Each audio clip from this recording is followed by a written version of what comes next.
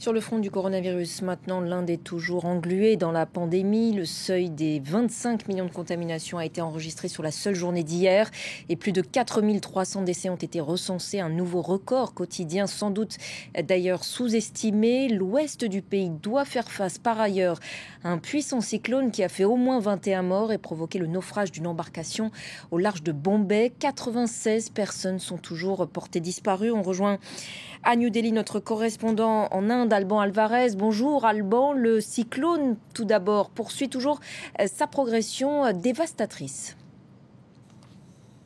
Oui, après avoir longé les côtes indiennes, le cyclone Taoutae a touché terre cette nuit dans l'état du Gujarat et il continue sa progression vers le nord-ouest du pays. Il devrait atteindre l'état du Rajasthan dans la soirée. La puissance du cyclone faiblit petit à petit, mais les vents atteignent toujours des pics de 110 à 120 km par heure, provoquant de nombreux dégâts matériels et humains. Des pluies torrentielles se sont abattues donc sur la ville de Bombay, provoquant des inondations. Les rafales de vent ont arraché de nombreuses toitures et plus de 2000 arbres. Le niveau de la mer s'est même élevé de 3 mètres le long des côtes. Même constat au Gujarat où, selon les autorités, 2500 villes ont été privées d'électricité. Plus de 16 000 maisons ont été détruites et le ministre de l'Intérieur a annoncé que des milliers de secouristes sont sur le pied de guerre pour faire face à la première grosse tempête tropicale de la saison. Les gardes-côtes, la marine, l'armée de l'air ou encore l'armée de terre sont en état d'alerte, prêtes à secourir les zones sinistrées.